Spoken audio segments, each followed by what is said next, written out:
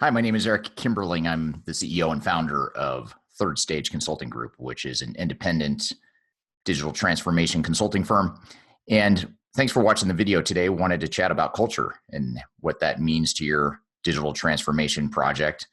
And just to set the stage for the discussion here, one of the things that I've learned in my career, having started a consulting company before, prior to Third Stage, is how important culture is to an organization.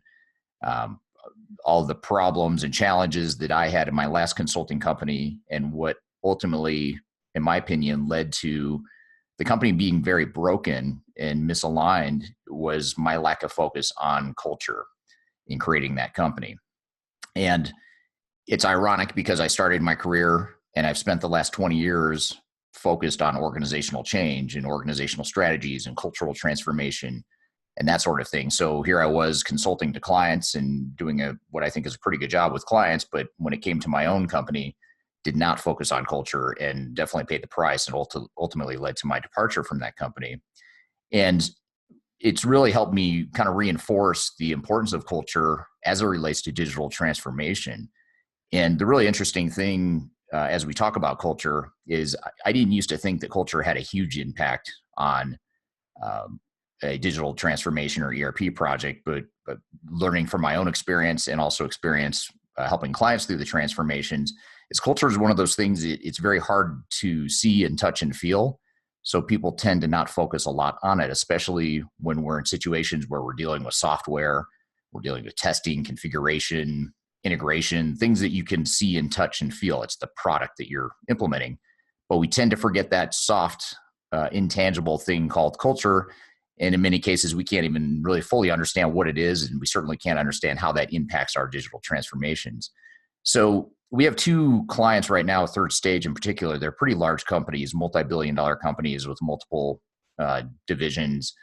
Um, they are in both cases, they have very strong cultures. They have iconic leaders that have heavily influenced the cultures of the organization. And in both cases, these two companies are trying to go through a cultural transformation, and they've hired us to help with that cultural transformation as part of their overall transformation. And it's been a very, very interesting case study that it's kind of a culmination of all the change management stuff and the cultural transformation, organizational design, digital transformation implementation experience. It's been a culmination of all that stuff, now applying it to these two situations. And one thing I've realized is that culture really is the secret sauce to a successful digital transformation. Without it, without having alignment with your culture and ensuring you have a clear vision of what you want your culture to be after the transformation, your digital transformation, your ERP project is going to struggle. So I want to talk a little bit about the framework that we use to help clients like the two I've mentioned, as well as other clients that Third Stage works with, to help them through their cultural transformations at a strategic level. So when we look at change management strategies and tactics for traditional digital transformations, there's a lot of stuff we do. We do everything from organizational readiness to stakeholder analysis, change impacts. We deploy process improvements. We look at centers of excellence. We mitigate organizational change risks. This is all good and important stuff, but if you look at this list here, even if you are one of the few organizations out there that are addressing kind of, I'll call it the tactical aspect of organizational change, even if you're one of the organizations out there that are deploying all of these different change tools as part of a cohesive and comprehensive organizational change strategy, this is still very tactical and down a level from what we're talking about here when we talk about culture. And what ends up happening is organizations, even organizations that do change management well in their digital transformations, end up deploying something that is misaligned with what they want their culture to be in the future. So, for example, we have clients in the past that have said, hey, we want to deploy a new ERP system like SAP or Oracle or whatever it is. And we want to use this as an opportunity to really consolidate our operations. We've been a heavily decentralized organization. We've grown through acquisitions. We're a global organization. We want to act like one company. We have common business processes, move to a shared service model, in IT and finance and HR. all that stuff. But then when it comes time to actually implement the software, we end up not doing anything about that and just implementing change management, implementing software the way things are today. And then there's that misalignment between what we wanted this project to be versus what we're actually getting. And the other part of this too is even if we did deploy the software in a way that supports that shared service model, that common business process model, all the stuff I just mentioned in the example, we haven't necessarily done a good job of helping transform the culture. If we don't transform the culture and then we go through all this tactical stuff, one of two things is going to happen. You're going to have severe misalignment and the project's going to fail, or you're just going to revert back to your old ways of doing things. And then the executives are going to be disappointed when they realize that the digital transformation did not support the culture that they envisioned. So it's important to really recognize that these tactical change management issues are very important, but it's almost like we need to back up and look at what is that culture, how are we going to define the culture, and what's our strategy to get there. So the other part of this too is that we see this all the time, and we see this with a lot of clients where the digital transformation, the plan for the digital transformation, the strategy, the tactics, the resourcing, everything about the digital transformation is in direct conflict with what we want our culture to be. And so with ERP, you look at what's happening with an ERP or digital transformation. We're trying to deploy the software as fast as we can. We want to get this done quickly. We don't want to spend too much time and money on it. We don't want to be one of those case studies of the project that took too long or didn't deliver expected business benefits.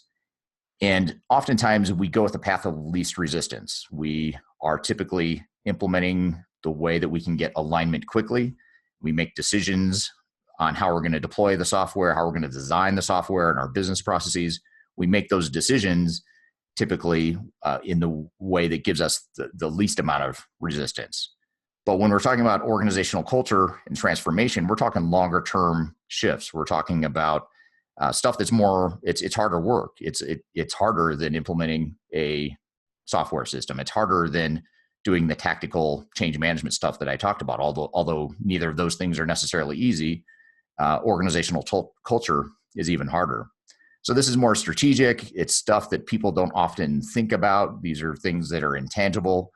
And really, when we think about culture of all things should be the guiding parameters for how we deploy our digital transformation. So it's important to define that up front, because think of it as if you want to think of this as a project manager or use project manager nomenclature, this is our project governance. The culture provides the governance for how we're going to deploy the software. And we need to make sure that that approach and that governance is in sync with what the executives and what the overall vision of the organization is, what the overall strategy is. We need to make sure those two things are in sync. So the way we typically help clients through this, and this is an example of a starting point that we use with clients, is to help them, first of all, articulate and define the current state of the different aspects of the current culture. And the reason we do that is because the culture, especially for the two examples I described, our two client examples where they have very strong cultures, is you have to look at what the culture is right now, because chances are there's probably some pretty good things buried in that culture once you define it. And so we need to break down the individual aspects of the culture. And you can see on the left side of the screen the different dimensions that we look at when we're looking at culture. And these are the things we're looking at, not just in terms of the way things are now, but more importantly, how are things going to be in the future? So what are the things that we want to tweak in our culture? A lot of times companies will say, hey, we've got a core set of values that we're going to maintain within our organization, but we want our culture to evolve to support changing business needs or support the business growth or support who we're going to be as an organization when we grow up. So we've got to really define what our culture is, what are the things that are untouchable within that culture, the things we want to preserve, and then what are the things we want to change.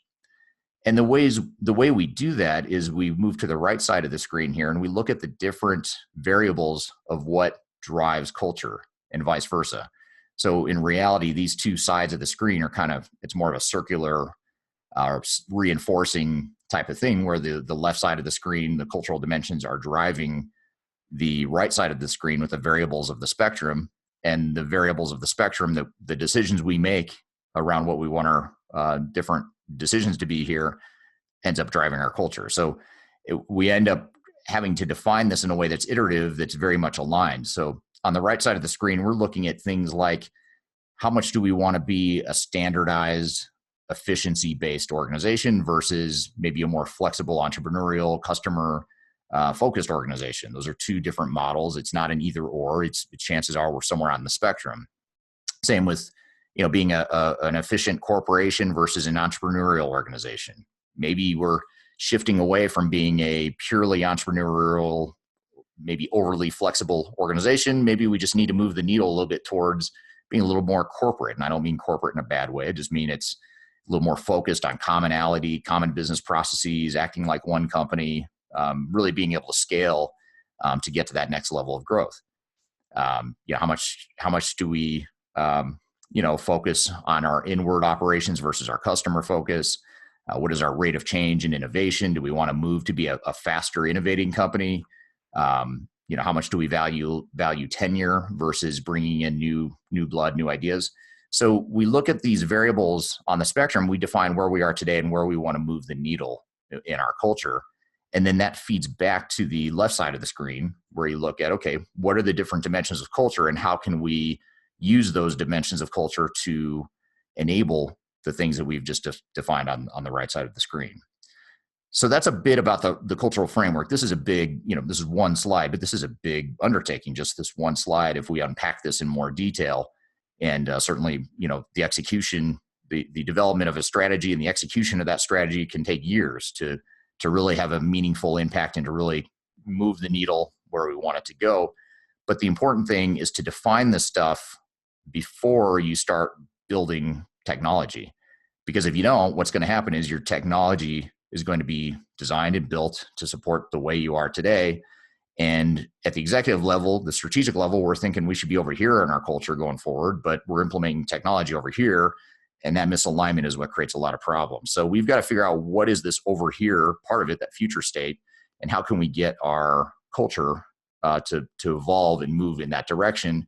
And then also, so when we're implementing digital transformation technology, we are using that future state culture as kind of the parameters for how we're going to deploy technology. So to give you an example, today we're a super flexible organization. We're very entrepreneurial, decentralized. Future state, we're moving the needle towards, or we want to move the needle towards being more centralized, more common, acting like one company, shared service model, all that stuff. That's what should drive how we deploy digital transformation. And that takes time, it takes effort. So that's part of the problem of why so many transformations end up taking more time and money than what might be expected. So just to unpack this a little bit more, to kind of show one level deeper of detail here, these are some of the things that we typically recommend clients do. And these are some of the things that we help our clients through as part of the implementation readiness. So before we actually start bringing in that army of system integrator consultants to come in and start designing and building the software, these are all those things that we suggest happen before that. It's kind of like you need to control the tempo of the transformation and really define what it is we want this project to be, make sure we've got our ducks in a row, make sure we've made key decisions that need to be made, so that when the system integrator army of consultants show up, we have a clear blueprint for what we want our culture to be, what we want our business processes to look like, how we're going to build the internal competencies to support this project, making sure that our executives and our internal stakeholders are aligned with how we're going, what direction we're going here. And too often companies don't do this step in the process and they just jump straight into implementation because, we're all under budgets. We all have limited resources and we've got to get this done. So let's just jump in and start doing stuff. And what ends up happening is we go off in the complete wrong direction that's not aligned with our culture. It's not aligned with what we want our processes to be, all that stuff. So this implementation readiness stage is really important. And it's a way for us also to define where culture fits in to the overall picture here. So I hope this is helpful. Just to recap, culture is hard to touch and see and feel. It's very intangible. And just based on my own battle wounds from my last consulting firm, and certainly from having consulted to so many companies over the last 20 years about culture, and having seen so many companies struggle largely as a result of not addressing culture or not understanding what it is or how it fits into digital transformation. It is something that really is that secret sauce, and it's hard to define. It's hard to touch and see and feel, but it's super important to make sure that you address culture as part of your digital transformation. So I hope this is helpful, and look forward to chatting with you soon. Have a great rest of your day.